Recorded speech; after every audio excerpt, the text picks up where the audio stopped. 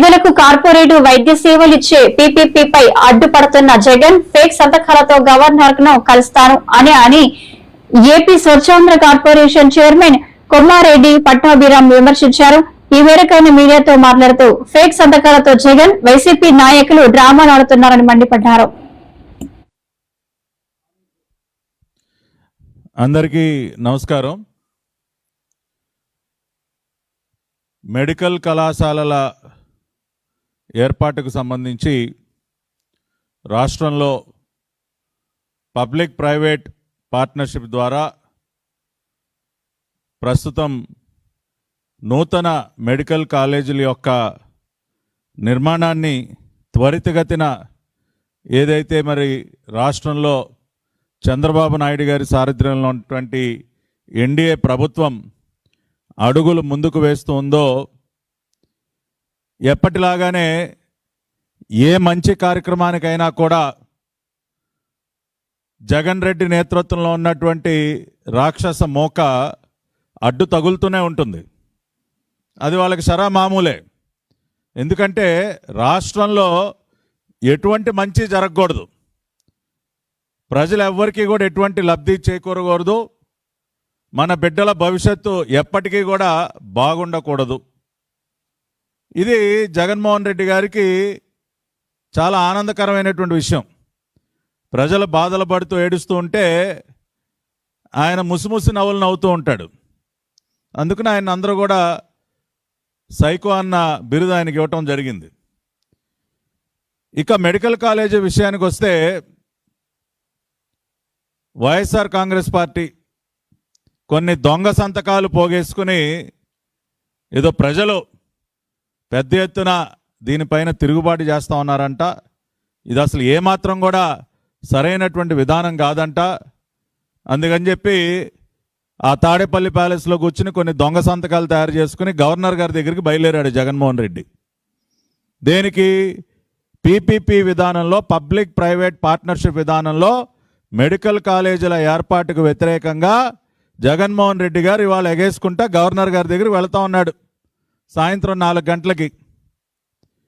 ఈ సందర్భంగా జగన్మోహన్ రెడ్డి ఎంత పెద్ద అబద్ధాల కోరో, చేసేటటువంటి పనులు ఒకలాగా, మాట్లాడేటటువంటి మాటలు ఇంకొకలాగా ఏ విధంగా ఉంటాయో, ఢిల్లీలో మరి ఇదే పీపీపీ విధానం గురించి, పీపీపీ విధానంలో మెడికల్ కాలేజీ ఏర్పాటుకి సంబంధించి ఢిల్లీలో పార్లమెంట్లో వీళ్ళు ఏం చేశారో, ఇక్కడికి వచ్చి గల్లీల్లో ఎటువంటి నాటకాలు ఆడుతూ ఉన్నారో ఇప్పుడు ఒకసారి చూద్దాం.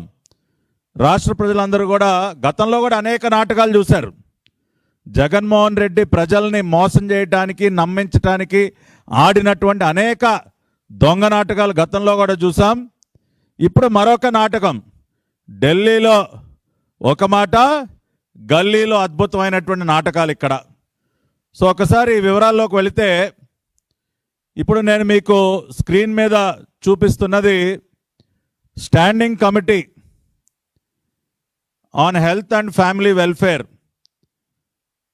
వారు హెల్త్ అండ్ ఫ్యామిలీ వెల్ఫేర్కి సంబంధించినటువంటి standing committee report number 157 dated 9th February 2024, ఫిబ్రవరి 9, 2024 పార్లమెంట్లో హెల్త్ అండ్ ఫ్యామిలీ వెల్ఫేర్కి సంబంధించినటువంటి స్టాండింగ్ కమిటీ ఇచ్చినటువంటి నివేదిక 157. ఈ స్టాండింగ్ కమిటీలో ఎవరు సభ్యులుగా ఉన్నారు, ఏమి రికమెండ్ చేశారో మనం చూద్దాం. ఇదొక్కసారి మీరందరూ కూడా గమనించాలి. ఇది స్టాండింగ్ కమిటీలో మెంబర్స్గా ఉన్నటువంటి వారి జాబితా. చైర్మన్ భువనేశ్వర్ కలిత, అదేవిధంగా రాజ్యసభ నుంచి ఒక 9 మంది సభ్యులు, మిగతా వారంతా కూడా లోక్సభ నుంచి ఉన్నారు.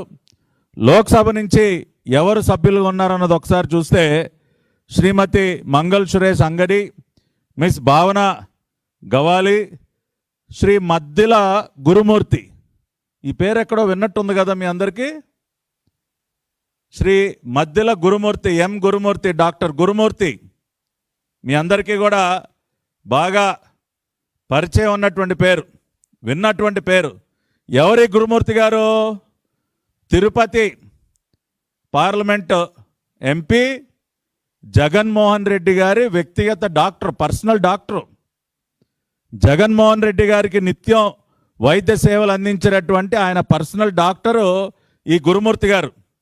ఆయన వైఎస్ఆర్ కాంగ్రెస్ పార్టీ తరఫున గతంలో ఒకసారి తిరుపతి ఎంపీగా పనిచేశారు. ఇప్పుడు కూడా తిరుపతి ఎంపీగా కొనసాగుతూ ఉన్నారు ఆయన. సో అటువంటి గురుమూర్తి గారు ministry of health and family వెల్ఫేర్కి సంబంధించినటువంటి పార్లమెంట్ స్టాండింగ్ కమిటీలో ఆ రోజున 2023-24లో సభ్యుడిగా ఉన్నారు.